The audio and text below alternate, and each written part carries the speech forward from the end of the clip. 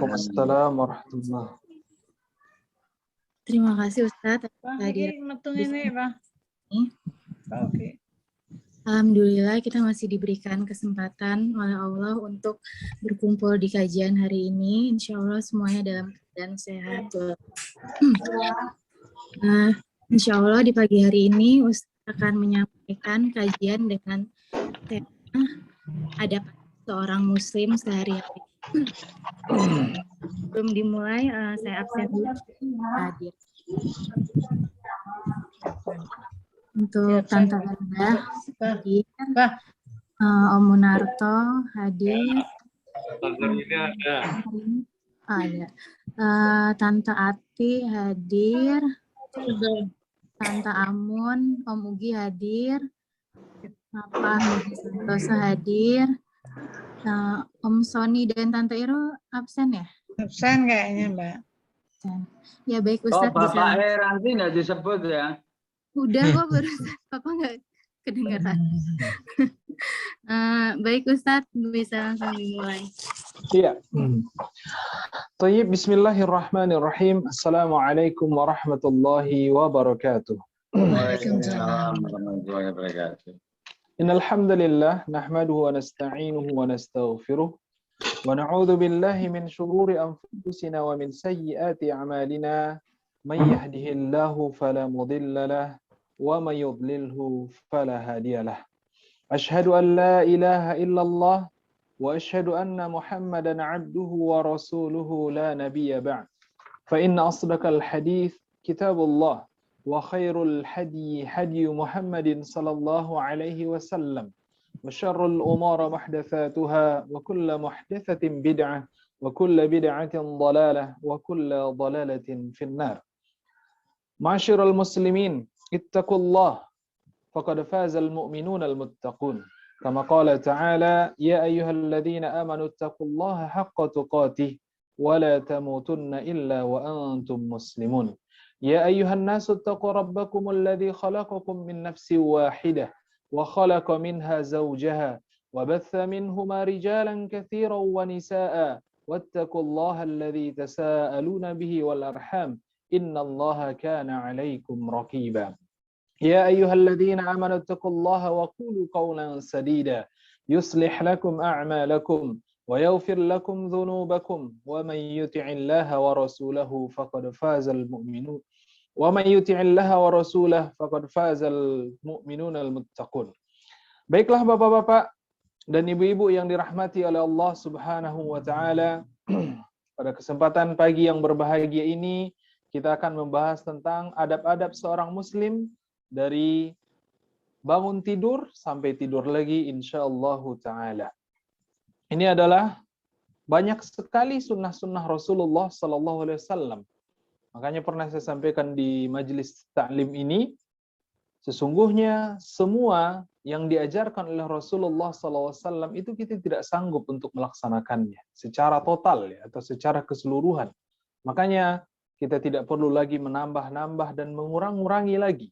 Makanya kalau kita perhatikan nanti bagaimana Rasulullah itu bangun tidurnya, kemudian bagaimana tidurnya, kemudian dari sholat subuh sampai sholat isya sampai menjelang tidur, ini sungguh sangat panjang sekali. Makanya ada sebuah kitab, ini sebenarnya satu kitab ya, untuk itu dari Nabi bangun sampai tidur lagi.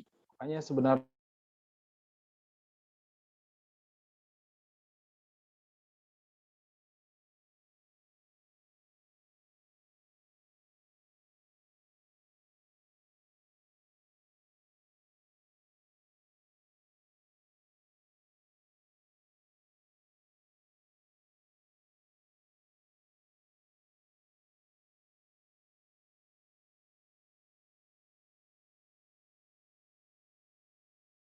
ini hukumnya sunnah ya, tidak wajib, tidak wajib. Makanya yang pertama ketika kita bangun tidur itu yang dilakukan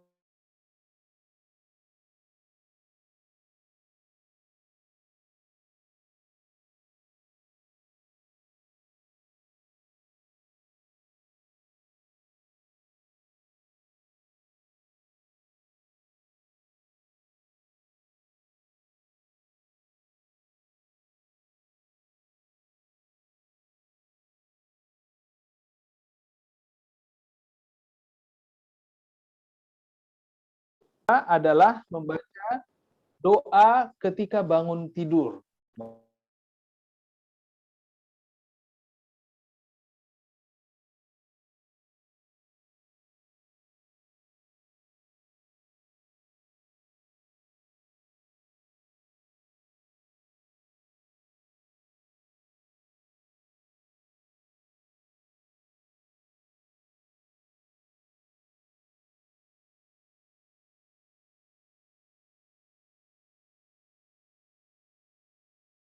Alladzi ahyana ba'dama amatana wa ilaihin nusyur. Jadi inilah doa ketika bangun tidur.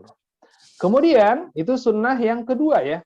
Jadi ketika bangun yang pertama pakai siwak kalau punya siwak, kalau tidak berarti membaca doa. Alhamdulillahilladzi ahyana ba'dama amatana wa ilaihin nusyur. Kemudian yang ketiga yamsahun naumu min wajhi. Jadi mengusap-ngusap mata. Lihat, ini Islam itu sangat detail ya. Jadi setelah membaca doa baru kita usap mata kita supaya tidak ngantuk. Supaya tidak ngantuk lagi. Kemudian yang keempat wayanzuru ilas sama, melihat ke atas. Ini juga fungsinya supaya menghilangkan ngantuk. Lihat, mengusap mata kemudian juga melihat ke atas. Kemudian wa yaqra'ul ayatul 'ashar al-akhirah min suwaril Ali Imran, dan membaca ayat 10 ayat terakhir di surat Ali Imran. Jadi ketiga-tiga sunnah ini yang mengusap mata, kemudian melihat ke langit dan membaca 10 ayat terakhir dari surah Ali Imran itu ada hadisnya dari Ibnu Abbas radhiyallahu anhuma, yang hadisnya adalah muttafaqun alaih. Nah, di sini dikatakan iztaiqadha, ini dari istrinya Rasulullah mengabarkan ketika Nabi Muhammad SAW bangun tidur, fajalasa yamsahun nauma. Jadi setelah bangun tidur itu jangan langsung berdiri ya Pak ya. Ini lihat Rasulullah itu bangun tidur langsung duduk, bukan langsung berdiri. Kan ada orang yang bangun tidur langsung loncat gitu. Pasti biasanya pusing atau apa. Ini diajarkan oleh Rasulullah. Istaiqadha Rasulullah SAW fajalasa. Jadi Nabi bangun tidur, setelah itu dia duduk. Fajalasa yamsahun nauma, dia mengusap-ngusap matanya. Kemudian dilanjutkan lagi an wajhi biyadihi. Jadi dia mengusap mata dan wajahnya ini dengan tangannya. Tsumma qara'al 'asharal ayatil khawatim, dan membaca 10 ayat terakhir dari surat Ali Imran. Tsumma qama ila syanni ma'alaqatin fatawadda. Setelah melakukan 3 itu baru dia berdiri dan berjalan.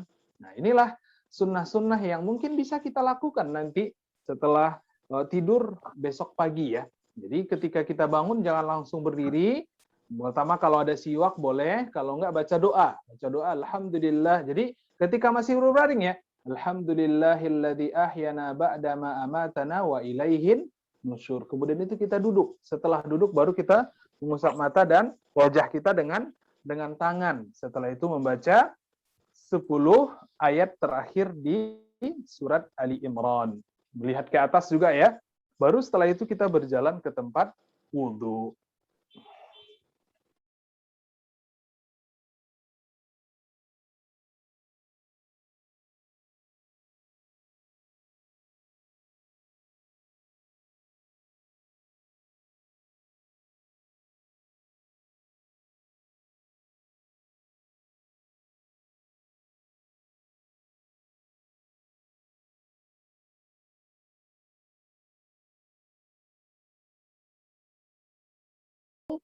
Kemudian kita cuci tangan kita. Nah, hadisnya adalah idza istaiqadha ahadukum min naumihi, apabila kalian bangun dari tidur, fala yudkhilu yadahu fil ina, maka tidak boleh bagi kalian memasukkan tangan kalian ke ember. Ember yang besar maksudnya ya. Boleh pakai gayung, boleh Ibu cuci di sana atau dituangkan ke tangan. Kenapa sebabnya dilarang di sini? Karena Rasulullah SAW mengatakan فَإِنَّهُ لَا يَدْرِ أَيْنَ بَاتَتْ يَدُهُ. Karena kalian tidak tahu tangan kalian ketika tidur mungkin pergi ke dubur, pergi ke alat kelamin, dan ini adalah menyentuh najis. Karena tangan kita bernajis, kalau langsung kita masukkan ke dalam ember yang besar, otomatis air itu juga akan rusak. Nah, makanya sunnahnya adalah ambil pakai gayung, cuci tangan dulu. Berapa kali? Rasulullah katakan hatta yaghsilaha thalathan. Jadi mencuci tangannya di sini adalah sebanyak tiga kali. Jadi ini larangan ya. Larangan bangun tidur itu langsung mencelupkan tangan ke ember yang besar, bukan gayung ya. Kalau gayung boleh, ambil air kemudian masukkan tangan kita ke gayung boleh. Kemudian airnya dibuang. Ini sunnah juga yang banyak sekali orang melupakannya. Kemudian setelah itu dia langsung apa? Istinsak sama istinthar. Seperti berwudu. Seperti bapak-bapak dan ibu-ibu berwudu. Hanya saya membahas tentang wudu sekilas. Jadi cuci tangan 3 kali, kemudian masukkan air ke mulut dan hidung langsung ya. Jadi air di sini langsung sebenarnya itu dihirup, mulut menghirup dan hidung juga menghirup. Kemudian ketika mengeluarkannya, hidung ini dibantu dengan tangan kiri. Dan ini juga sebanyak 3 kali. Setelah itu baru mencuci wajah. Perhatikan di sini mencuci wajah. Batas wajah di sini adalah panjangnya dari tempat tumbuhnya rambut sampai di belakang dagu. Ini panjangnya. Adapun lebarnya wajah itu adalah dari daun telinga sini yang kanan ke daun telinga yang kiri. Ini adalah wajah. Itu mencuci wajah. Kemudian yang kedua adalah mencuci tangan. Mencuci tangan dari ujung sini, ujung jari sampai ke sini sebenarnya. Tetapi disunnahkan kayak adut. Adut itu kayak otot ya. Karena kita takut nanti yang ini nggak basah. Hati-hati ya, kebanyakan orang salah wudhu itu di sininya nggak basah. Karena dia gini-gini aja. Dan ini lupa. Harusnya makanya disunnahkan kayak adut. Adut itu sampai kayak otot. Itu fungsinya supaya ini basah semua. Kemudian setelah mencuci tangan, kanan 3 kali dan kiri juga 3 kali. Baru setelah itu mengusap kepala. Perhatikan tadi kalau muka mencuci, tangan mencuci, kalau kepala mengusap. Makanya para ulama mengatakan perbedaan mencuci dengan mengusap adalah kalau mencuci langsung dengan airnya. Adapun mengusap, ambil air, buang airnya. Ambil air, buang airnya baru kepala dari atas ke bawah, bawah ke atas, langsung masuk ke telinga ya. Jari telunjuk masuk ke dalam dan jempolnya di belakang telinga. Itu dia seperti berwudu. Kemudian setelah itu mencuci kaki. Nah, itulah sunnah ketika kita bangun tidur. Saya ringkas, jadi memakai siwak. Kemudian setelah memakai siwak, membaca doa bangun tidur. Alhamdulillahilladzi ahyana ba'dama amatana wa ilaihin nusur. Kemudian mengusap wajah. Kemudian menghadap ke atas atau ke langit. Kemudian membaca 10 terakhir dari surat Ali Imran. Kemudian yang terakhir adalah berwudu. Kita berwudu. Dan hati-hati larangannya ketika bangun tidur tidak boleh langsung memasukkan kedua tangan kita ke ina. Ina itu adalah ember yang besar ya. Kalau kita mungkin kolam ya, kayak ada tempat air yang besar itu nggak boleh langsung celupkan tangan kita, harus pakai gayung. Sudah kita bacakan tadi larangan dari Rasulullah SAW. Makanya setelah berwudu apa yang kita lakukan adalah melaksanakan qiyamul lail, yaitu melaksanakan sholat malam.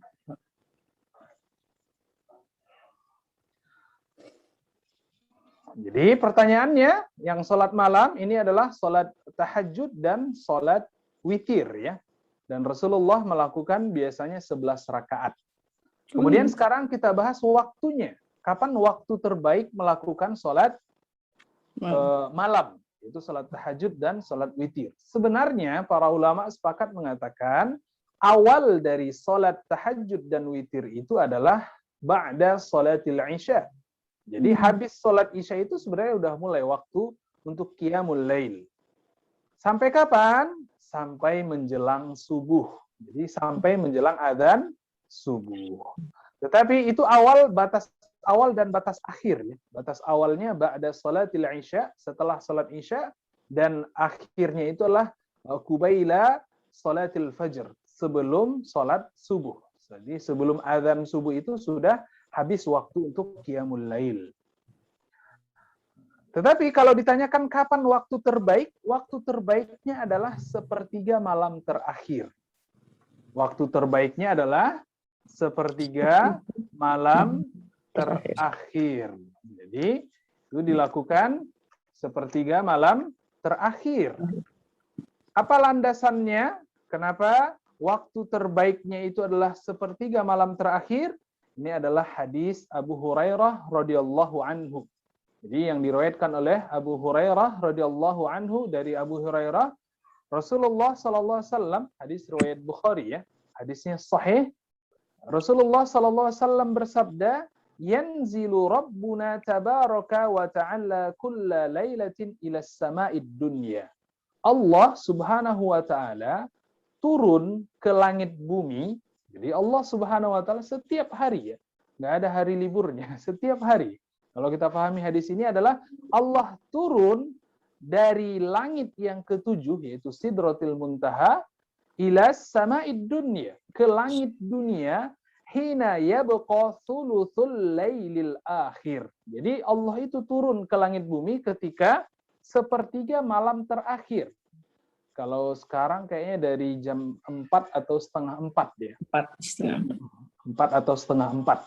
Itulah waktu dari awal dari sepertiga malam terakhir. Fayaqul. Jadi ketika Allah turun ke langit bumi itu, Allah berkata, hadisnya hadis yang diriwayatkan oleh Abu Hurairah ya. Man yad'uni, siapa yang berdoa kepadaku atau siapa yang meminta kepadaku, fa'astajibalah, maka akan aku kabulkan permintaannya. Wa man yas'alani, jadi siapa yang berdoa, lihat ini ada 3 poin yang Allah lakukan ketika Allah turun ke langit bumi. Yang pertama, kalau ibu berdoa, Allah akan ijabah doa ibu. Wa man yas'alani fa'u'tiyahu, barang siapa yang meminta kepadaku, maka akan aku beri. Jadi berdoa akan diijabah, meminta akan diberi. Wa man yastaghfiruni fa'aghfirulah. Barang siapa yang meminta ampun kepadaku, maka akan aku ampuni. Maka akan aku ampuni.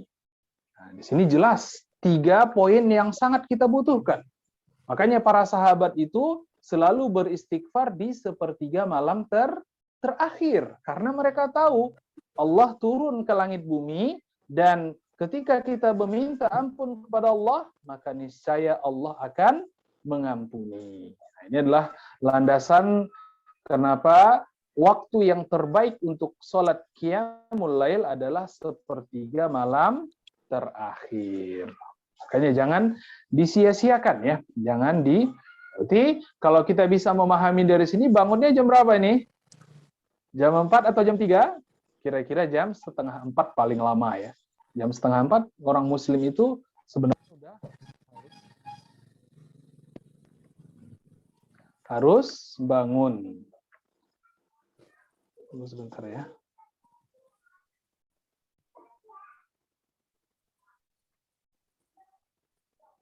Ya, itu dari kita bangun, kemudian kita melaksanakan sholat qiyamul lail. Sholat qiyamul lail dari segi rakaat, ibu-ibu sudah tahu ya. Kalau tahajud itu genap, kalau witir itu ganjil. Rasulullah SAW sering melakukan 8 tahajud, 3 witir. Dan Rasulullah itu yang paling sering juga adalah melakukan setiap 2 rakaat 1 salam. Itu yang terbaik ya. Yang terbaiknya adalah setiap 2 rakaat salam. Makanya 2 selama 4 kali untuk tahajud, jumlahnya jadi 8. Kemudian 2 rakaat lagi adalah untuk witir plus 1 ya. 2 plus 1. Jadi 2 rakaat dia salam, kemudian berdiri lagi 1 rakaat salam. Ini yang paling sering dilakukan oleh Rasulullah Sallallahu Alaihi Wasallam. Pertanyaannya kenapa Rasulullah lakukan seperti itu? Karena semakin banyak salamnya, otomatis semakin banyak pahalanya. Itu dia. Karena ketika kalau dilakukan 4-4-3, berarti tasyahud akhirnya hanya 3. Adapun ketika kita lakukan 2-2-2 4 kali, kemudian plus 2 lagi jadi 5 kali, plus 1 kali, berarti ada 6 kali salam ya. 6 kali salam. Makanya di sini tasyahudnya juga banyak. Tasyahudnya juga menjadi banyak.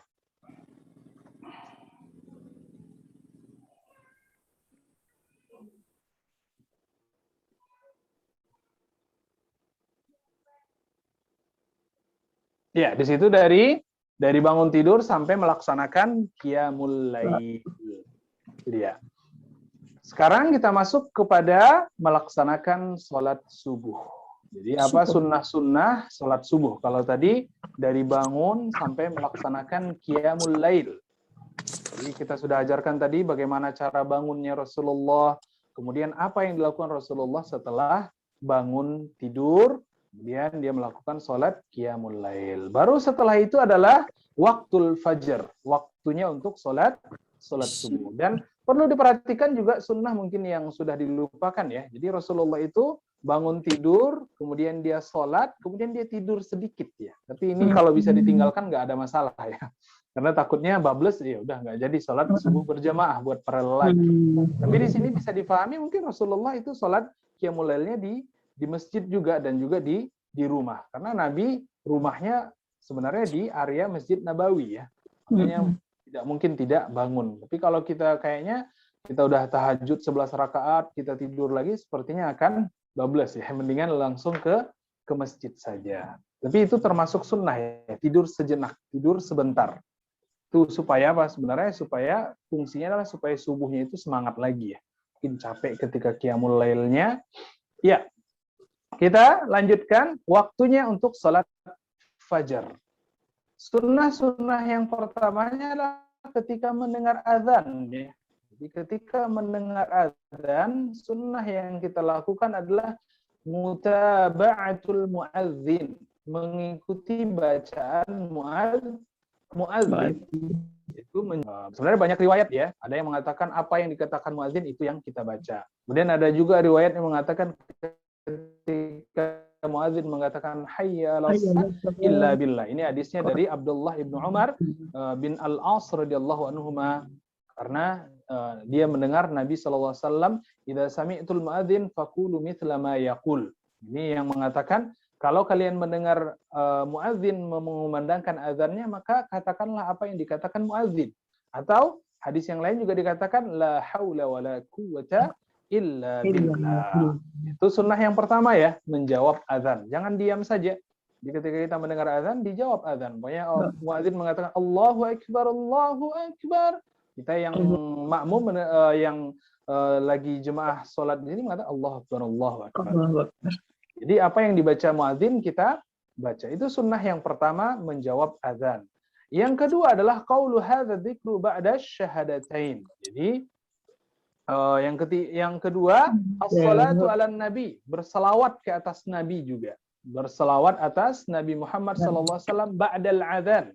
Jadi setelah adzan berkumandang kita berselawat. Dalilnya adalah hadis dari Abdullah ibnu Amr radhiyallahu anhu maqala, "Idza sami'tul muadzin faqulu mithla ma yaqul." Apabila kalian mendengar muadzin adzan, maka katakanlah apa yang dikatakan muadzin. Tsumma sallu alayya. Kemudian bersalawatlah atasku. Fa innahu man shalla alayya, maka sesungguhnya barang siapa yang berselawat atasku satu kali, sallallahu alaihi biha asharan, maka Allah akan berselawat atasnya sebanyak 10 kali. Tsumma sallallahu li alwasilah. Kemudian Allah menggabungkan wasilah kepadaku. Fa innaha manzilatun fil jannati. Jadi gabungannya ini nanti akan digabungkan nanti ke surga.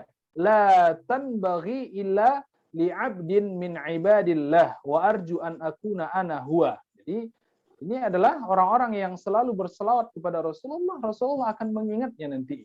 Dan kita nanti akan membutuhkan Rasulullah, yaitu memberikan apa? Syafaat dari Rasulullah SAW. Maka dalam hadis juga kan abkhalun nas ya. Sebakhil-bakhilnya atau sepelit-pelitnya manusia adalah ketika disebutkan namaku, kata Rasulullah, dan dia tidak berselawat atasku. Karena di sini jelas ya, ketika kita berselawat satu kali, Allah juga akan menganggap itu memberikan pahala kita, atau berselawat atas nama kita adalah 10 kali. Nah, di sini jelas kita setelah mendengar adzan berselawat. Allahumma salli ala Muhammad wa ala ali Muhammad, sampai kama shallaita ala Ibrahim wa ala ali Ibrahim, boleh. Wa afdalu anwa'is shalah, kata di dalam kitab ini, as-salatu al-ibrahimiyah. Jadi salawat yang paling baik adalah salawat ibrahimiyah yang kita baca ketika salat ya. Allahumma salli ala Muhammad wa ala ali Muhammad kama sallaita ala Ibrahim wa ala ali Ibrahim. Itu salawat Ibrahimiyah. Kemudian yang keempat adalah ketika setelah mendengar azan juga adalah membaca doa. Doa setelah azan. Doa setelah azan. Ibu-ibu kayaknya dan bapak-bapak sudah tahu ya. Doa dari setelah azan. Kemudian setelah itu, setelah mendengar azan, disunnahkan kita adalah sunnah fajar ya. Melaksanakan 2 rakaat sunnah fajar. Dan di rakaat pertama kita membaca Al-Kafirun, rakaat kedua membaca Al-Ikhlas. Jadi buat ibu-ibu sebenarnya yang paling enak ya. Karena ibu-ibu walaupun iqomah, walaupun sudah qomat di masjid, ibu masih ada kesempatan melakukan sholat 2 rakaat. Jadi jangan langsung sholat subuh ya. Makanya buat ibu-ibu kan di afdolnya, bukan dilarang ke masjid ya, tapi afdolnya, lebih baiknya wanita itu kan sholatnya di rumah. Maka ketika sholat di rumah kan nggak ada waktu iqomah ya. Beda sama bapak-bapak di masjid, kalau udah iqomah, nggak dapat lagi yang namanya 2 rakaat sebelum sholat subuh. Dan ini Rasulullah mengatakan lebih baik daripada dunia beserta isinya. Jadi orang-orang yang mendapatkan 2 rakaat sebelum subuh ini, dia mendapatkan kebaikan lebih baik daripada dunia beserta isinya. Jadi jangan sampai kita ketinggalan ya, sholat 2 rakaat sebelum subuh, atau sunnah fajar ya. Dan setelah sebagaimana yang saya sampaikan tadi adalah rakaat pertama Nabi itu selalu membaca Al-Kafirun. Dan rakaat kedua Nabi membaca surat Al-Ikhlas. Itu sunnahnya ya, sunnah yang khusus ya. Khusus di sunnah fajar ini Rasulullah mengkhususkan bacaan-bacaannya. Jadi rakaat pertama Al-Kafirun, rakaat kedua adalah surat Al-Ikhlas.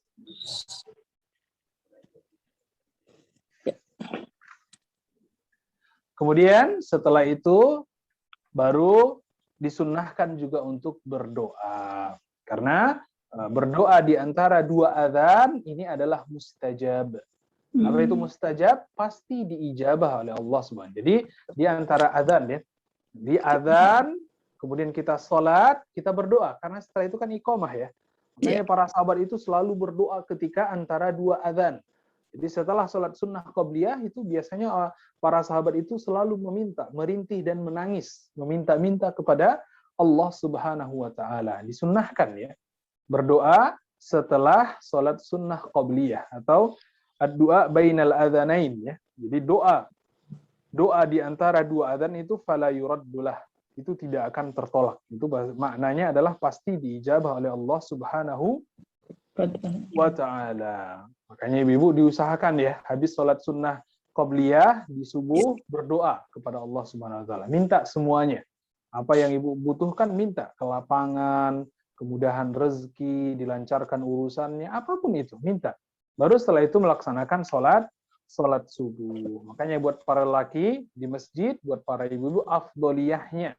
Afdoliyah maknanya adalah lebih utamanya di rumah. Tapi kalau seandainya pengen sekali-sekali ke masjid, boleh hukumnya ya. Bukan dilarang ya. Karena banyak orang memfitnah manhaj salaf itu melarang ibunya sholat ke masjid, melarang istrinya ke masjid. Tidak ya. Kita tidak pernah melarang. Tetapi di sini adalah afdoliyah, keutamaan.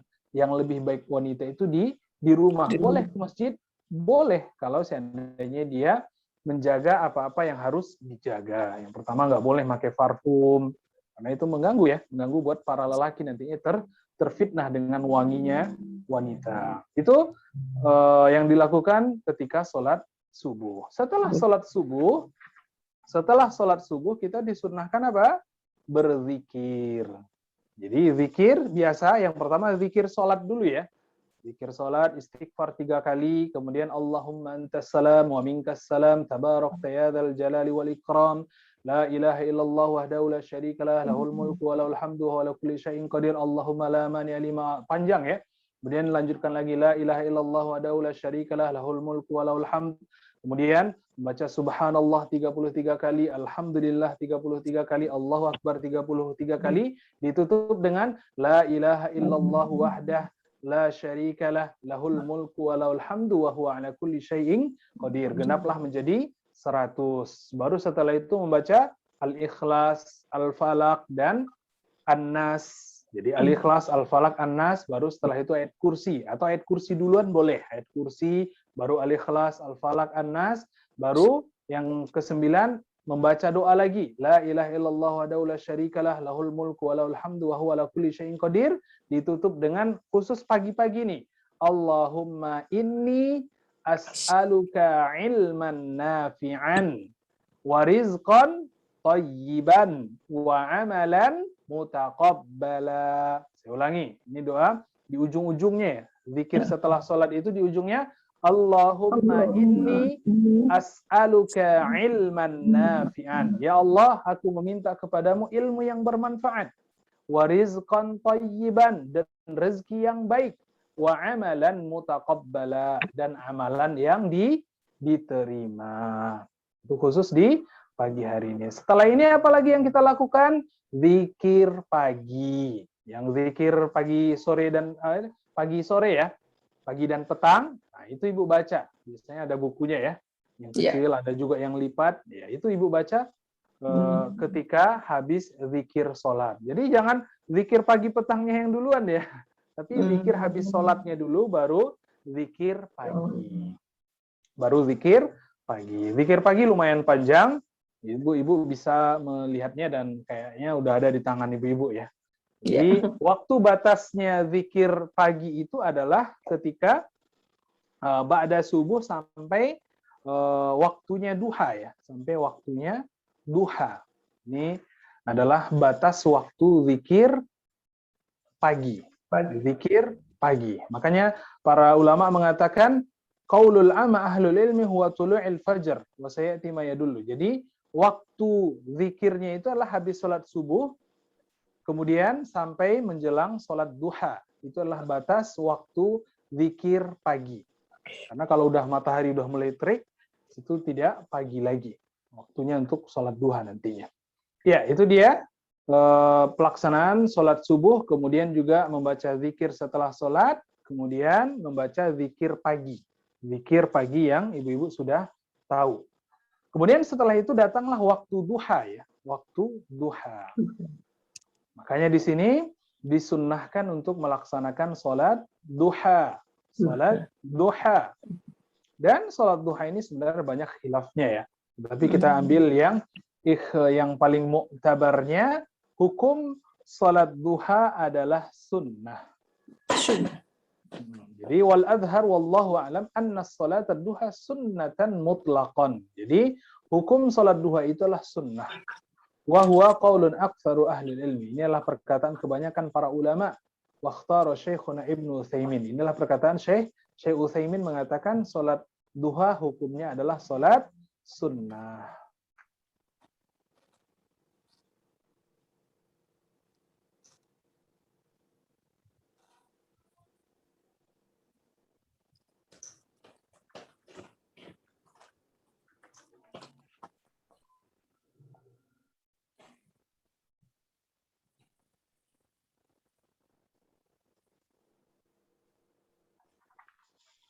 Ya, kemudian itu masalah sholat duha ya. Pertanyaannya berapa rakaat? Berapa rakaat sholat duha tersebut? Makanya para ulama mengatakan paling sedikitnya adalah 2 rakaat. Paling sedikitnya berapa? 2 rakaat. Min kulli syahrin wa rak'atai ad-duha. Jadi di sini para ulama mengatakan sholat duha itu paling sedikit 2 rakaat.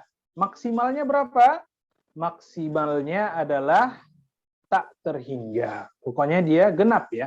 Ibu mau 4, mau 8, mau 10, itu tidak ada batasannya. Itu khusus sholat duha. Sholat duha tidak ada batasannya. Pokoknya minimalnya berapa tadi? 2 rakaat. Jadi itulah sholat duha. Dan bacaan-bacaannya juga sebenarnya tidak ada pengkhususan ya. Sebagai orang-orang yang membuat sholat duha itu harus rakaat pertama surat Ad-Duha. Tidak, terserah ibu. Mau Al-Kafirun, mau An-Nas, mau Al-Masad. Jadi tidak ada bacaan-bacaan. Atau seperti wasyamsi wa duhaha. Kan ada lafaz Ad-Duha. Tidak ada. Dalam kitab ini dikatakan tidak ada bacaan-bacaan khusus di rakaat-rakaatnya. Bebas mau baca surat apapun, yang penting rakaatnya ada 2, boleh 4, pokoknya hitungannya adalah genap. Ya, itu adalah pelaksanaan sholat duha beserta hukumnya dan jumlah rakaatnya. Setelah waktu duha, maka datanglah waktu zuhur. Waktu sholat zuhur. Waktu sholat zuhur ini ada sunnah-sunnah. Sunnah yang pertama adalah qobliyah dan ba'diyah. Jadi sholat zuhur itu memiliki sunnah qobliyah dan juga sunnah ba'diyah. Nah, sunnah qobliyahnya ada qobliyah ya. Jadi sebelum sholat zuhur yang 4 rakaat yang wajib itu ada sebelumnya dan ada sesudahnya. Beberapa ulama mengatakan qobliyahnya 2, ba'diyahnya 4. Ada beberapa ulama mengatakan 2 qobliyah, 4 ba'diyah. Ada juga dari hadis Aisyah 4. Jadi 4 qobliyah, 4 ba'diyah. Ini sebenarnya panjang, khilafnya sangat panjang sekali. Ibu-ibu boleh ngambil 4 qobliyah, 4 ba'diyah boleh. Atau dua-dua juga boleh saja ya. Dua-dua juga boleh. Hadisnya kita baca. Di sini adalah Ummu Habibah radhiyallahu anha, ini adalah istrinya Nabi Muhammad SAW. Qalat, ia berkata, Sami'tun Nabiyya sallallahu alaihi wasallam yaqul. Aku mendengar Nabi Muhammad SAW berkata, Man shalla, barang siapa yang salat 4 raka'atin. Barang siapa yang salat 4 rakaat qabla zuhri, sebelum salat zuhur, wa arba'an ba'daha. Ini yang 4 ya. 4 sebelum, 4 sesudah. Harramallahu alaihin nar. Lihat, ganjarannya besar sekali. Allah akan haramkan baginya neraka.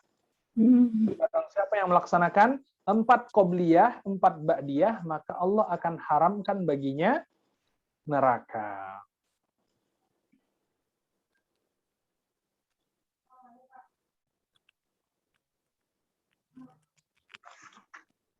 Japui sebeko ya. Allah akan Sudah? Itu adalah salat zuhur. Ada qobliyah dan juga ada ba'diyah. Itu yang harus ibu-ibu ingat ya. Ada qobliyah dan ada ba'diyah di salat zuhur. Salat zuhur jumlahnya 4 rakaat. Baru yang selanjutnya kita masuk kepada salat asar. Salat asar, hal yusannu qabla al-asri syai'un minan nawafil? Pertanyaannya, sebelum salat asar, adakah salat qobliyahnya? Makanya para ulama mengatakan, kebanyakan mengatakan tidak ada. Tetapi ada yang beberapa ulama juga mengatakan ada ya. Qala Rasulullah rahimallahu shalla qabla al-asri arba'an. Jadi boleh juga melaksanakan salat qobliyah, boleh 2 rakaat, boleh 4 rakaat. Pendalilan mereka adalah yang diriwayatkan oleh Imam Ahmad dan Abi Daud wa Tirmidzi min hadis dari Ibnu Umar radhiyallahu anhu qala Rasulullah sallallahu rahimallah. Tapi lihat di sini ya kata-katanya, semoga Allah merahmati seseorang yang salat 4 rakaat sebelum salat asar. Jadi di sini berarti bisa kita pahami tidak begitu dikuatkan. Karena Rasulullah katakan rahimahullah, semoga Allah merahmati orang yang, berarti orang yang melaksanakan salat qobliyah, salat asar di sini dirahmati oleh Allah dengan doanya Nabi Muhammad SAW. Nah, inilah yang mengatakan salat, tapi ibu-ibu dan bapak-bapak pahami, semua salat wajib itu sebaiknya ada qobliyahnya. Para ulama mengatakan tujuannya supaya kita salat wajib itu lebih khusyuk. Bukan pasti khusyuk ya, tetapi lebih khusyuk biasanya.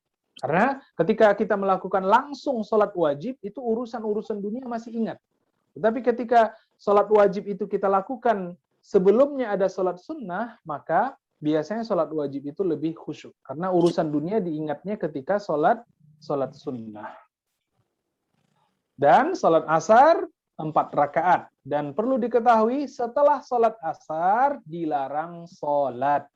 Dalilnya adalah la salata ba'da salatil asar. Kata Rasulullah SAW, tidak ada salat setelah salat asar. Jadi jangan ibu lakukan ba'diyah ya. Tidak boleh. Kalau qobliyah tadi khilaf. Boleh melakukan, boleh juga tidak. Tetapi kalau ba'diyah, sepakat para ulama mengatakan tidak boleh. Karena Rasulullah yang melarangnya. Kemudian setelah sholat asar apa yang kita lakukan? Zikir petang atau zikir sore. Jadi makanya tadi zikir pagi dan petang. Kalau pagi kita lakukan ba'da subuh, setelah subuh.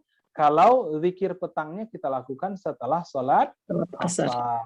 Dan zikir petangnya juga tetap ya setelah zikir sholat. Jadi habis sholat kita zikir sholat dulu. Baru setelah itu zikir petang. Walaupun ada persamaan-persamaan nantinya tidak ada masalah. Yang zikir sholat, lakukan dulu zikir habis sholat. Setelah zikir habis sholat, baru kita melakukan zikir petang.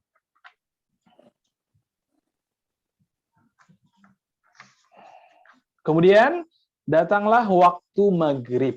Tadi sholat asar kita sudah bahas, ada qobliyahnya, tidak ada ba'diyahnya. Kemudian setelah zikir setelah sholat asar, kita melakukan membaca zikir petang. Sekarang maghrib. Perhatikan ini sunnah-sunnah yang terlupakan ketika sholat maghrib atau ketika azan maghrib berkumandang.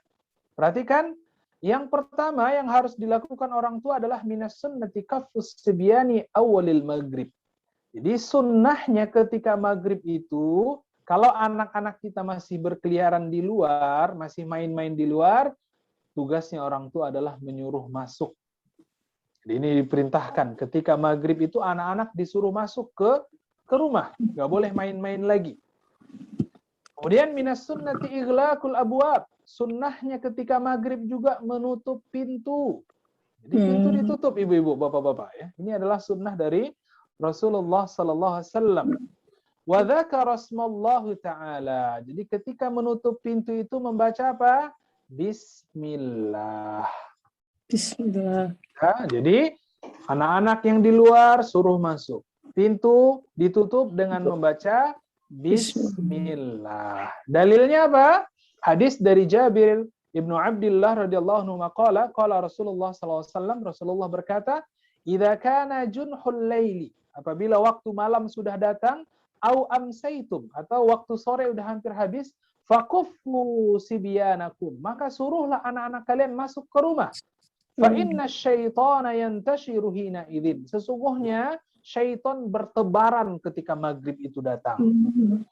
Fa idza dhahaba sa'atan minal laili fakhulluhum wa aghliqul abwab wa dhkuru ismallah. Dan kalian menutup pintu kalian dengan membaca wa dhkuru ismallah, dengan membaca bismillah.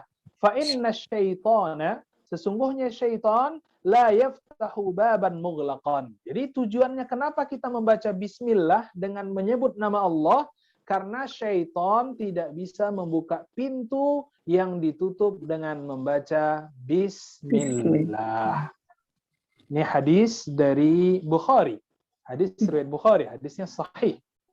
Kemudian hadis dalil yang kedua juga hampir mirip maknanya. La tursilu fawashikum wasibyanikum idza ghabatis syams. Jangan biarkan anak-anak kalian berkeliaran ketika waktu maghrib telah tiba. Hatta tadhhabu fahmatal isya, sampai menjelang sholat isya, itu dilarang. Fa inna syaitana tamba'itsu idza ghabatis syams. Sesungguhnya syaitan itu berkeliaran ketika matahari terbenam. Hatta tadhhabu fahmatal isya, sampai menjelang isya. Itu syaitan berkeliaran. Makanya ini saya katakan adalah sunnah yang dilupakan ya.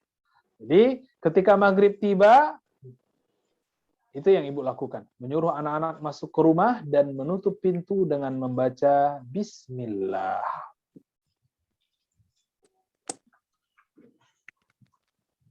Kemudian setelah azan berkumandang, azan udah tahu tadi sunnahnya ya, menjawab azan. Jadi setelah azan, pertanyaannya apakah ada qobliyah salat maghrib? Di sini juga khilaf para ulama. Ada yang mengatakan ada yang mengatakan tidak. Yang mengatakan ada, perhatikan hadis dari Abdullah ibn Mughaffal al-Muzni radhiyallahu anhu anin Nabi sallallahu alaihi wasallam qala. Di Nabi berkata, "Shallu qabla salatil maghrib." Salatlah kalian sebelum salat maghrib. Tetapi ada kata di ujungnya, liman syaa, bagi yang mau. Nanti di sini sunnahnya tidak begitu ditekankan. Beda dengan sunnah zuhur tadi dan sunnah fajar. Jadi kalau sebelum sholat subuh 2 rakaat itu sunnah fajarnya itu kan lebih baik daripada bumi beserta isinya. Kalau zuhur tadi 4 plus 4, 4 sebelum dan 4 sesudah diharamkan baginya neraka. Kalau asar tadi rahimahullah didoakan oleh Rasulullah semoga dirahmati. Nah, kalau maghrib ini qobliyahnya liman sya'a, siapa yang mau aja. Jadi di sini tidak begitu ditekankan. Sampai di sini Rasulullah mengatakan sallu qoblal maghrib, sallu qoblal maghrib. Salatlah kalian sebelum salat maghrib. Salatlah kalian sebelum salat maghrib. Selama 3 kali. Liman sya'a, siapa yang mau? Itu ujung-ujungnya siapa yang mau. Jadi kalau lagi malas lagi apa ya udah nggak usah salat qobliyah. Kemudian juga setelah sholat itu kita disunahkan berdoa ya. Karena sebagaimana yang saya katakan, doa di antara 2 azan itu adalah mustajab. Kemudian yang perlu diperhatikan habis sholat maghrib ini adalah dilarang untuk tidur. Al-amrul rabi' yukrahu an-naumu qabla al-isya. Dilarang bagi seseorang itu tidur sebelum isya. Berarti sebelum isya pasti setelah maghrib. Dalilnya apa? Hadis dari Abu Barzah Al-Aslami radhiyallahu anhu anna Nabi sallallahu alaihi wasallam kana yastahibbu an yuakhkhara al-isya qala wa kana yakrahu an-nauma qablaha. Sesungguhnya Allah memakruhkan atau membenci orang yang tidur sebelum sholat isya atau setelah maghrib. Jadi dilarang untuk tidur karena kalau kita tidur, jadi pertanyaannya kenapa dilarang tidur setelah sholat maghrib? Nah, takutnya isya-nya itu adalah agak kejauhan ya, agak kejauhan nanti melaksanakan sholat isya-nya udah jam 2 malam gitu ya. Makanya di hukumnya makruh ya, makruh. Jadi kalau bisa kita tinggalkan tidur setelah maghrib. Nah, baru yang kesekiannya adalah kita masuk waktunya sholat isya. Waktu sholat isya. Jadi setelah dilarang untuk tidur habis maghrib, waktu isya datang. Karena antara maghrib dan isya dekat ya. Nah, yang perhatikan sholat isya. Yang perlu kita perhatikan adalah lihat larangan dari Rasulullah SAW. Setelah sholat isya itu dilarang untuk ngobrol-ngobrol atau nongkrong-nongkrong. Ini kayaknya banyak kita larang ini, kita langgar ya kayaknya. Gitu, enaknya habis isya ngobrol ya. Tapi boleh ya, sama suami istri boleh ya. Ini maksud di sini ngobrol-ngobrol itu sama teman. Bertamu juga sebenarnya dilarang habis isya ya. Habis isya. Makanya di sini dilarang ya. Wa kana yakrahu an-nauma qablaha wal haditsu ba'daha wa la yakrahu an yatahaddatsa al-insanu ba'da al-isya in kana talab al-ilmi. Jadi kalau ngobrolnya tentang menuntut ilmu boleh. Au amalun fi masalihil muslimin, atau pekerjaan untuk maslahatnya orang muslim boleh habis isya. Awis syugul, atau kesusahan-kesusahan orang muslim, au masalah. Yang tidak boleh nongkrong yang tidak ada manfaatnya. Jadi pertanyaannya, kenapa dimakruhkan ngobrol yang tidak bermanfaat setelah sholat isya? Karena ditakutkan nanti subuhnya kelewat. Atau bangunnya pas adzan subuh. Padahal tadi kita sudah bahas, bangunnya tadi jam 3:30 atau maksimal jam 4 ya. Maksimal jam 4. Biar kita mendapatkan 1/3 malam terakhir. Makanya itu ya, itu landasannya. Berarti bukan di sini adalah untuk berdosa ya. Jadi ngobrol habis isya bukan berdosa, tetapi di sini dimakruhkannya itu karena takut-takutnya nanti bangunnya kesiangan. Lihat Islam itu baik sekali ya. Islam itu memperhatikan. Makanya Rasulullah itu tidur itu dia cepat ya. Habis isya dia tidur. Tapi setelah itu bangunnya juga cepat. Beda sama kita ya kayaknya. Tidurnya lambat ya bangunnya juga akhirnya lambat ya. Ya, itulah sholat Isya. Jadi habis sholat Isya tidak boleh nongkrong yang tidak bermanfaat. Kecuali menuntut ilmu ya. Nah, ada ta'lim habis Isya, boleh. Ini kata ulama ini. Jadi kalau pembicaraannya tentang ilmu, boleh. Atau tentang maslahat untuk muslimin, boleh. Atau meringankan kesusahan orang muslim, boleh. Yang tidak boleh ini adalah urusan-urusan yang tidak bermanfaat. Misalnya sholat Insya. Baru pembahasan yang terakhir kita masuk kepada sunnah sebelum tidur. Sunnah sebelum tidur. Ini sangat penting sekali nih. Kalau tadi kita udah bangun, sekarang sunnah sebelum tidur. Wa fin naumi iddatu sunanin. Dan sebelum tidur itu banyak sekali sunnah-sunnah yang diajarkan oleh Rasulullah SAW. Yang pertama tadi, sebelum tidur kita harus menutup pintu. Lihat, Islam perhatian nggak? Perhatian, biar nggak masuk maling, ibu-ibu. Iglaqul abwab indan naum. Jadi sebelum tidur kita disunnahkan menutup pintu. Hadisnya atfi'u al-masabih. Dan nanti yang kedua adalah itfa'un nar qablan naumi. Ini ngecek kompor. Karena di sini mematikan api ya. Kalau dahulu kan orang-orang zaman dahulu kan kemah di itunya kan ada bara api ya. Kalau itu sunnahnya disiram pakai air, dimatiin apinya. Karena takut kebakaran. Kalau kita sekarang kayaknya bisa dilakukan dengan ngecek kompor ya. Dicek kompornya udah mati atau belum.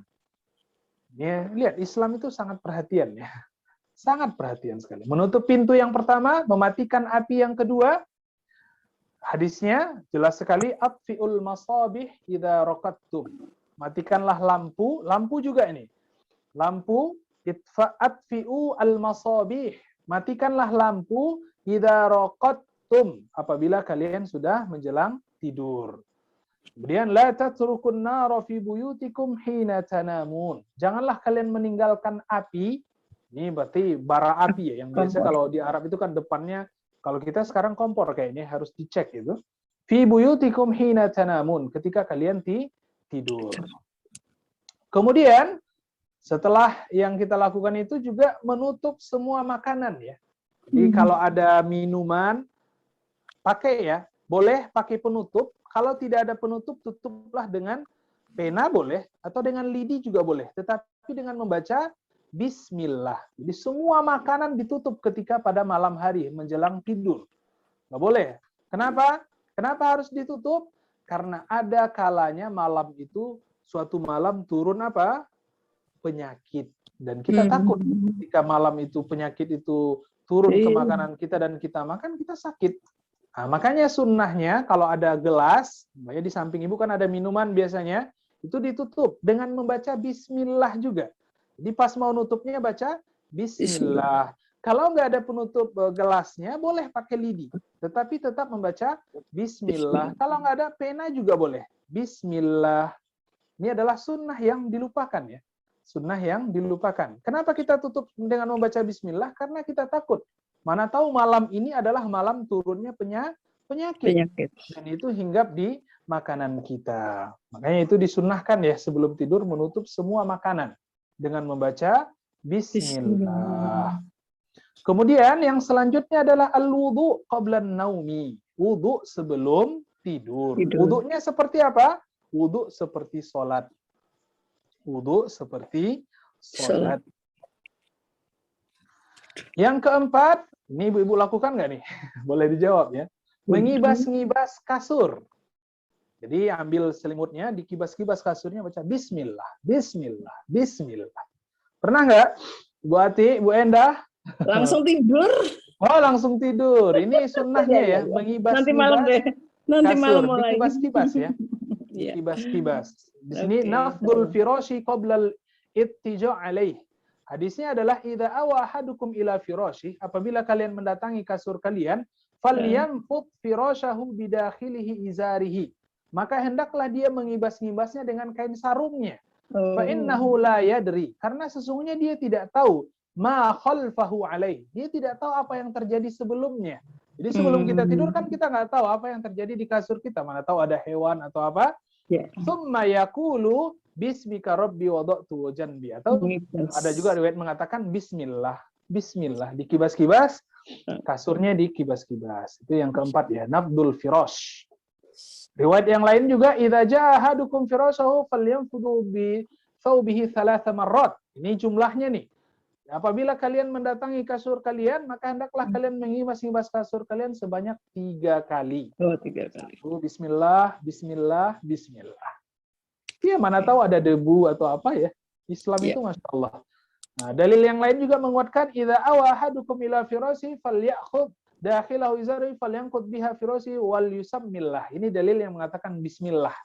Jadi, apabila kalian mendatangi kasur kalian, maka hendaklah kalian mengambil kain sarung kalian dan mengibas-ngibasnya dan membaca bismillah, bismillah, bismillah sebanyak tiga kali. Kemudian sunnah yang lainnya adalah an-naumu ala syakil aiman. Jadi tidur itu disunnahkan. Ini sunnahnya tidak jatuh kepada wajib. Karena tidak ada ancamannya. Tidur menghadap ke kanan, miring ke kanan. Kemudian juga wad'u yadaihil yumna, dan kita miring ke kanan dan meletakkan tangan kanan juga. Dan ini tidak wajib ya, tidak wajib. Ini sunnah yang kalau kita mampu lakukan. Tetapi ada larangan tidur yang telungkup ya. Kalau larangan ibu tanya tidur telungkup. Menghadap ke bawah ini larangan. Ternyata memang benar ya, ilmu kedokteran mengatakan kalau tidur telungkup itu berat ya. Apa ya? Kayak jantung kita tuh berat kerjanya. Karena dia menghadap ke bawah ya. Jadi jantung kalau berat itu kan akhirnya nanti besok pagi kita pegel-pegel. Makanya apa yang dilakukan Rasulullah itu pasti kebaikan dan kesehatan buat kita semuanya. Ya, itu dia sunnah-sunnah sebelum tidur dari segi kegiatannya. Kemudian yang terakhir di sini adalah qiraatu adzkarun naum, membaca zikir sebelum tidur. Iya. Membaca zikir. Nah, zikirnya ada dari Al-Quran dan ada dari hadis. Yang pertama kita masuk kepada Al-Quran dulu. Jadi zikir yang dari Al-Quran yang pertama adalah membaca ayat kursi. Ibu udah hafal ya? Iya. Jadi zikirnya. Kalau tadi yang sebelum ya, di posisi tidur dan sebelum tidur apa yang kita lakukan. Sekarang zikirnya. Zikir dari Al-Quran yang pertama membaca ayat kursi. Ya. Hadisnya panjang ya, pokoknya itu disunnahkan. Kemudian yang kedua, qiraatul ayatainil akhiratain fi suratil Baqarah. Membaca 2 ayat terakhir dari surat Al-Baqarah. 2 ayat terakhir dari surat Al-Baqarah. Ini juga disunnahkan untuk membacanya sebelum tidur.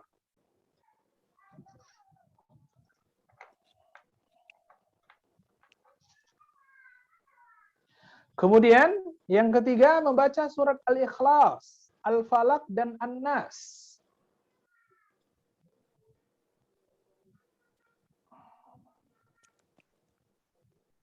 Jadi membaca surat Al-Ikhlas, Al-Falaq dan surat An-Nas. Kemudian setelah membaca Al-Ikhlas, Al-Falaq dan An-Nas itu adalah tsumma yamsahu bihi ma mastata'a min. Jadi kita hembuskan tangan kita kemudian kita usap seluruh tubuh kita yang bisa kita jangkau. Ini setelah membaca 3 kul ya. Kul huwallahu ahad, kul a'udzu birabbil falaq dan kul a'udzu birabbin nas.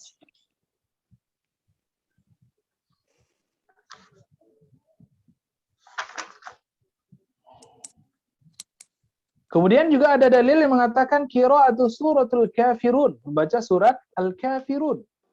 Hadisnya dari Urwah ibn Naufal, anna Nabi sallallahu alaihi wasallam qala li Naufal. Dia berkata kepada Naufal, "Iqra qul ya ayyuhal kafirun."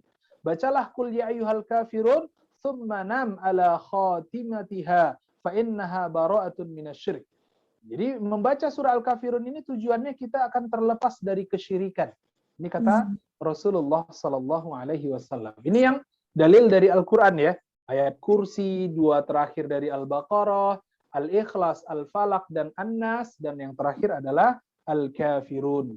Ada juga riwayat mengatakan Al-Mulk ya, boleh-boleh saja. Di cahaya di dalam api neraka, cahaya di kuburan-kuburannya kita, itu surah Al-Mulk. Tapi di kitab ini sepertinya tidak dijelaskan. Di riwayat lain ada yang mengatakan seperti itu, surat Al-Mulk. Kemudian itu yang dari Al-Quran. Sekarang kita masuk kepada dari sunnah Nabi, dari hadis. Dari hadis yang pertama, ini nggak tahu ibu-ibu bacanya udah benar belum nih doa sebelum tidur. Bu Endah apa doa sebelum tidur? Bismika Allahumma ahya. Ya, itu kan? Iya. Tapi agak kebalik ya, wallah alam. Kalau yang hadisnya yang agak kuat itu dibalikkan aja ya. Bismika Allahumma amutu wa ahya. Karena ibu-ibu tidur itu kan mati ya. Jadi bismika Allahumma, wahai Rabb, dengan namamu aku mati dan hidup. Karena kita tidur itu kan menuju kepada kematian ya, mati kecil namanya. Makanya wallahu alam, kalau bismika Allahumma ahya wa amut, dengan namamu aku hidup, padahal kita itu mau tidur kan. Kalau tidur itu kan mati. Makanya ibu balikkan aja, bismika Allahumma amutu wa ahya. Oh, ahya. Kemudian juga dari hadis Nabi Muhammad SAW membaca Allahumma khalaqta nafsi wa anta tawaffaha. Ya Allah, engkaulah yang menciptakan tubuhku dan mematikan aku. Laka, ini agak panjang nih. Laka matuha wa mahyaha.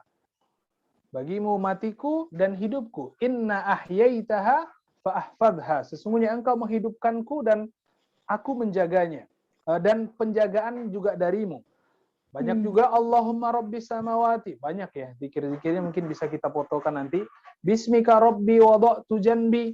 Kemudian yang dikatakan umukannya yang dulu mungkin Allahumma inni aslamtu wajhi ilaika wa fawattu amri ilaika wa alja'tu dhahri ilaika rakbatan wa rahbatan ilaika la malja'a wa la manja minka illa ilaika amantu bi kitabika alladhi anzalta wa bainiyika alladhi arsalta. Ya itulah mungkin sunnah-sunnah yang ada di dalam sehari. Setelah itu ibu-ibu tidur ya. Nanti bangun lagi dengan kegiatan yang kita sampaikan tadi. Ya, waktunya saya kembalikan kepada moderator. Silahkan, kalau ada yang mau ditanyakan, dipersilahkan. Materinya mungkin seperti itu saja secara singkatnya. Wallahu a'lam bissawab. Wassallallahu ala nabiyina Muhammad. Silahkan. Ya, terima kasih Ustadz. Jazakallah khair. Baik, Om Tante dan saudara-saudara yang mau bertanya, dipersilahkan. Om Mugi. Om Mugi boleh. Mikrofonnya belum? Masih di mute. Ya, Om. Masih di mute itu mikrofonnya. Masih di... Unmute dulu, Om Mugi. Ya, Assalamualaikum warahmatullahi wabarakatuh. Waalaikumsalam warahmatullahi wabarakatuh. Saya cuma tanya yang tadi Bapak memberikan doa-doa waktu subuh, waktu pertama kali bangun ya, Ya. Itu baru bahasa Arab, belum terjemahkan artinya. Alhamdulillahilladzi ahyana itu. Ya, itu cuma artinya. Doa bangun tidur kan alhamdulillahilladzi ahyana, segala puji bagi Allah yang telah menghidupkan. Karena kita tadi tidur itu adalah mati ya. Makanya segala puji bagi Allah yang menghidupkan kami ba'da amatana, setelah mematikan kami, wa ilaihin nusyur, dan kepadamulah kami kembali. Itu artinya. Jadi kita mengucapkan segala puji bagi Allah karena Allah telah menghidupkan kita lagi. Betapa banyak orang yang tidur malam nggak bangun-bangun lagi. Ternyata udah dipindahkan ke alam kubur. Itu artinya Bapak Sigeni. Wallahu a'lam bishawab. Ya, makasih ya. Makasih. Ya. Assalamualaikum. Assalamualaikum warahmatullahi wabarakatuh. Baik Om Toto. Ya. Assalamualaikum Pak Ustadz. Waalaikumsalam warahmatullahi wabarakatuh. Pertama saya tanya tadi, mungkin saya kurang dengar, kalau waktu mulainya zuha itu jam berapa? Sampai jam berapa? Iya. Lalu yang kedua Pak Ustadz, tadi zikir sebelum tidur. Memang kami juga sudah melakukan itu, kursi, surat ikhlas ya. Lalu cuma saya mau tanya, ya kita kan punya keluarga, Pak anak, apa itu maksud saya juga istilahnya mungkin ada suatu saat ada keluarga itu yang kayak ada aura negatif lah di sana lah. Apa bisa dengan kita zikir itu kita juga arahkan ke sana supaya ke anak keluarga sehat semua, terhindar dari aura negatif. Terima kasih. Iya. Yang pertama batas awal dari sholat duha dan batas akhirnya ya. Awal dari sholat duha itu sampai matahari sudah mulai keluar ya. Karena setelah sholat subuh itu kan tidak boleh sholat ya. Kalau orang sekarang itu mungkin sholat syuruk ya. Sholat syuruk kalau biasanya batas syuruk kan ada di masjid itu ya. Jam-jam syuruk itu kan ada. Itu adalah batas bolehnya sholat. Dan sholat syuruk ini wallahu alam ya. Sebenarnya wallahu alam dari mana riwayatnya ini. Yang ada sholat syuruk itu sebenarnya awal dari sholat duha. Berapa sholat syuruk sekarang kan di masjid itu ada ya. Jam 6 lewat berapa gitu atau setengah 7 ya. Dari setengah 7 itu batas awalnya adalah pokoknya dari matahari sudah mulai keluar. Ketika matahari sudah mulai keluar itulah batas awal sholat duha. Dan batas akhirnya adalah menjelang sholat zuhur. Menjelang sholat zuhur. Kalau di Jakarta kayaknya jam 11.30 udah habis waktunya ya. Karena kesananya udah menjelang sholat zuhur. Jadi bisa dikatakan dari jam 7 sampai jam 11.30 lah ya. Jam 7 sampai jam 11.30 itulah batas sholat duha. Batas awalnya jam 7-an, batas akhirnya jam 11.30. Kemudian yang sudah ya Bapak Munarto yang pertama. Yang kedua itu masalah doa-doa atau zikir-zikir sebelum tidur ya. Bagaimana kalau kita doakan buat anak-anak kita atau saudara-saudara kita yang jauh sana, boleh-boleh saja ya kalau kita niatkan. Ya tergantung kepada niatnya kita. Tetapi perlu diketahui ini adalah catatan sebenarnya untuk pribadi sebenarnya. Jadi benteng ini dibaca adalah untuk pribadi sebenarnya. Jadi siapa yang membaca maka dia akan dibentengi dengan zikirnya. Adapun kalau untuk keluarga atau saudara-saudara kita supaya dihindari dari aura negatif katanya ya, mungkin dengan didoakan ya. Mungkin Bapak dan Ibu bisa mendoakan, tetapi tetap diingatkan supaya anak dan cucu-cucu kita itu membaca tetap zikir sebelum ya. Zikir sebelum. Gimana Bapak Munarto? Khalas? Katanya ada telepon masuk, Ustaz. Oh, ada panggilan. Nggak apa-apa, Ada nggak yang apa-apa. mau bertanya lagi? Oh, sepertinya mau bertanya tuh. Pak Untung, Pak Oh, Untung. Pak Untung. Ya. Iya, Pak Untung, Silakan. silakan. Assalamualaikum warahmatullahi wabarakatuh, Pak Ustadz. Waalaikumsalam warahmatullahi. Saya melihat kelihatannya ada sedikit kontradiksi ya. Tapi Iya. Pak Ustadz menyampaikan bangun tidur tidak boleh langsung celupkan tangan ke ember. Isian air berwudu karena takut ada kotoran. Bagaimana dengan kewajiban bangun? Tadi yang telepon Karena kan mata itu sangat sensitif sekali. Di mana bangun tidur mengusap mata itu kan tangannya itu juga mungkin masih kotor itu. Itu apa ada penjelasan Pak Ustadz? Terima kasih. Wassalamualaikum warahmatullahi wabarakatuh. Ya, terima kasih kepada Bapak Untung yang mempertanyakan itu. Makanya tadi sebenarnya saya sudah praktekkan ya. Perhatikan tangannya yang dilarang itu kan yang ini ya. Makanya mengusapnya tadi saya gunakan dengan ini. Dengan ini. Jadi bukan yang ini. Makanya mengusap matanya sebenarnya dengan yang ini, bukan yang ini. Di Rasulullah seperti ini mengusap matanya, bukan dengan ini. Karena tadi aina batat yaduh ya. Jadi kita nggak tahu tangan kita ke dubur atau kemana. Makanya tadi yang mengusap mata adalah dengan ini ya Pak Untung ya. Bukan dengan menggunakan Nggak ada kotoran ya? Iya, di sini udah dijamin. Ya, yang bukan di telapak tangan tapi bukan di punggungnya ya, bukan di yang telapak tangan nih yang bermasalah. Iya. Bukan telapak tangan ya? Iya, bukan telapak tangan. Seperti itu. Terima kasih. Ya. Jadi yang disunahkan mencuci memang adalah telapak tangan ya.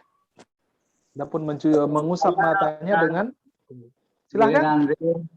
Iya, Papa. Oke. Siapa? Papa siapa ya? Ya. Pak Muji, silakan. Muji Ya, begitu dong. Nama saya kan Muji Santoso, bukan? Suranti yang guyu Suranti. Assalamualaikum warahmatullahi wabarakatuh. Waalaikumsalam warahmatullahi wabarakatuh. Nah, saya ini termasuk tidur malamnya itu sedikit sedang bagusnya, idealnya setelah subuh kan kita sholat subuh berdoa zikir kan sebaiknya kita tidak tidur gitu. Kalau dulu saya waktu dulu ada almarhum itu habis semuanya pagi mesti jalan kaki gitu. Tapi karena saya kurang tidur sedang persyaratan kesehatan kan harus tidur sekitar 6-8 jam itu Ustaz. Nah, saya ini sekarang sudah beberapa bulan atau tahun kali ini saya tidur setelah selesai semua itu saya tidur lagi bangun jam 8, jam 9 terus baru siang jam 10 itu saya mesti jalan kaki gitu. Insya Allah. Terutama di musim COVID ini. Nah, sedang saya tidur setelah tadi subuh itu untuk melengkapi tidur saya yang kurang. Itu bagaimana Ustadz ini? Iya. Dalam hadis dikatakan kurang barokah aja ya. Orang yang tidur habis ini kurang barokah. Khususnya sebenarnya buat para suami yang masih aktif sebenarnya ya. Para suami itu kan habis subuh disunnahkan untuk berangkat bekerja. Atau kalau buat yang sudah tidak aktif mungkin bisa membersihkan taman, nyiram bunga dan yang lain olahraga. Makanya sebenarnya yang Bapak Muji tanyakan ada solusinya dari Rasulullah. Makanya ada tidur di siang hari ya. Itu sunnah sebenarnya. Tetapi juga tidurnya tidak habis zuhur sampai asar ya. 1 jam lah paling maksimal ya. Makanya ada namanya sunnahnya itu habis zuhur itu tidur ya. Tidur siang namanya. Makanya tidur siang itu adalah sunnah ya. Dari Rasulullah SAW. Itu niatnya adalah supaya kecapean di qiyamul lailnya, bangun tengah malamnya itu dibalas di siang. Tapi karena faktor umur buat Bapak Muji, boleh saja ya. Apalagi di masa-masa pandemi kayaknya nggak bisa kemana-mana juga ya. Susah. Dan kaosnya belum warna hitam ini katanya. Oh gitu. Enggak, kita mau dikasih Mbak Endah kaos warna hitam, belum ada. Ambil sendiri. Jakarta Ya, ambil ya. sendiri. Jadi Islam solusinya adalah tidur siang ya. Tidur siang. Tidak memberikan solusi, Islam telah memberikan solusinya tidur siang. Dan kalau seandainya kita berniat tidur siang adalah melakukan sunnah Rasulullah, kita mendapatkan pahala. Jadi tidur yang mendapatkan pahala ya udah jelas tidur siang. Wallahu a'lam bishawab. Oh iya, makasih Ustaz. Iya. Ini ngantuknya kadang-kadang kesulitan betul itu udah melek-melekin juga karena faktor kebiasaan jelek dipelihara itu. Ya. Oh gitu. Silakan kalau ada yang lain. Saya. Bapak Ugi lagi. Ugi lagi Mbak. Ugi lagi ya, silakan Om.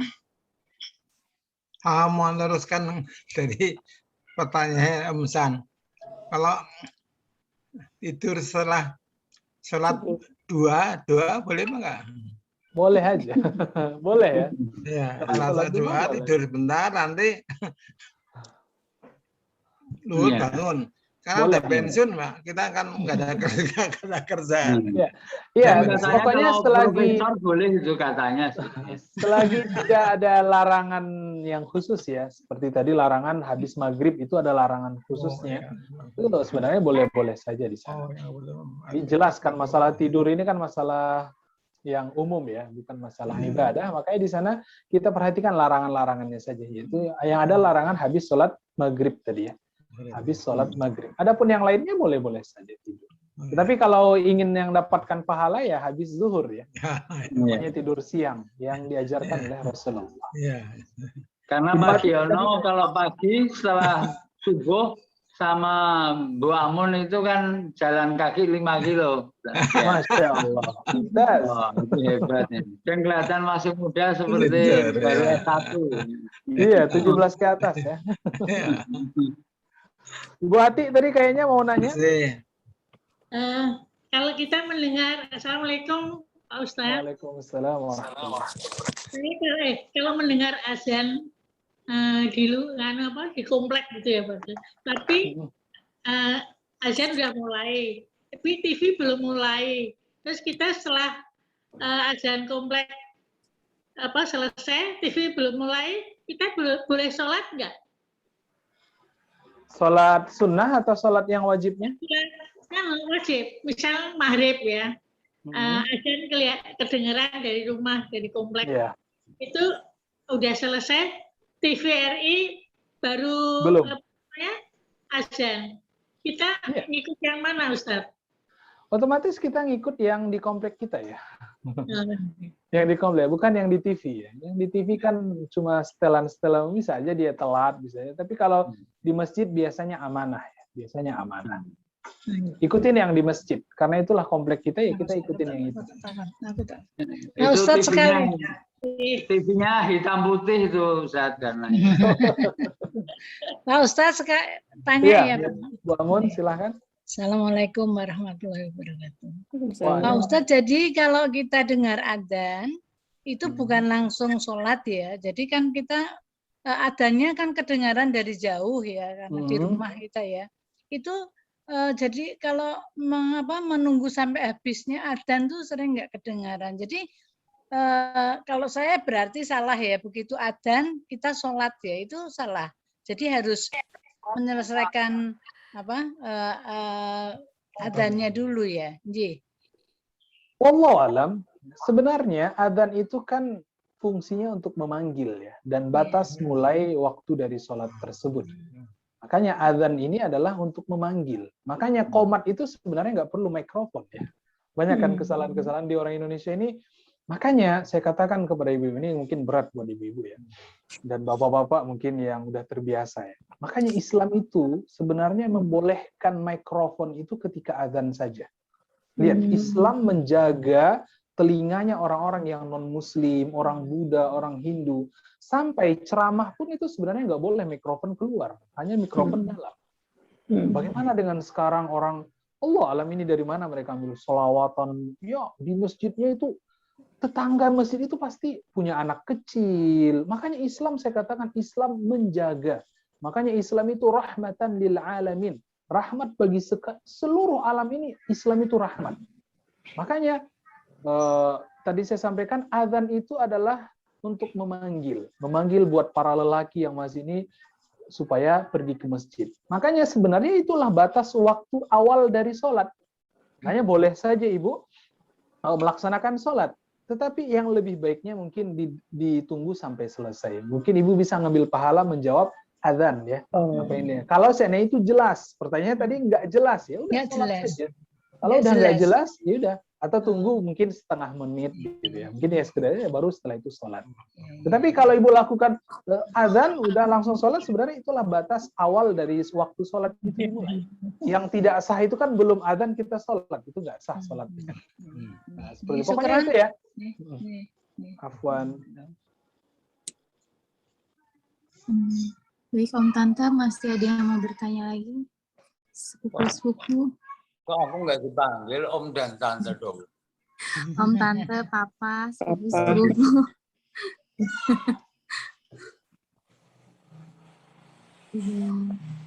Sudah kayaknya. Udah sepertinya. Tinggal mengamalkannya yang berat ya. Ya. Mendengarkannya 1 jam, mengamalkannya seumur hidup. Ya, insya Allah. Omsan ojo iklan, Omsan ojo lali. Apa ya? Ini kata Pak Ustadz seumur hidup Omsan. Oh, insya Allah. Ya, kita kan berpacu dalam prestasi. Mas Koko sudah langsing. Sehatan, hidup sehat. Ditutup doa ya, Pak. Pak Ustadz, ditutup doa. Iya, mungkin sampai di sini dulu yang bisa kita sampaikan. Ketahuilah sesungguhnya apa yang benar yang saya sampaikan itu datangnya dari Allah Subhanahu wa taala. Adapun kesalahan itu, Allah berlepas diri dari kesalahan, itu adalah murni dari kesalahan saya sendiri. Wallahu alam bisawab. Semoga kita selalu dalam lindungan Allah Subhanahu wa taala. Semoga kita selalu diberikan keistiqomahan dalam ketaatan kepada Allah Subhanahu wa taala, istiqomahan dalam menuntut ilmu, dan semoga Allah melancarkan segala urusan kita dan rezeki-rezekinya kita. Dan semoga yang paling pentingnya adalah semoga kita mati dalam keadaan husnul khatimah. Amin. Hadza minni wa sallallahu ala nabiyyina Muhammad subhanakallahumma wa bihamdika asyhadu an la ilaha illa anta astaghfiruka wa atubu ilaik. Wassalamualaikum warahmatullahi wabarakatuh. Waalaikumsalam warahmatullahi wabarakatuh. Wa iyyakum. Tapi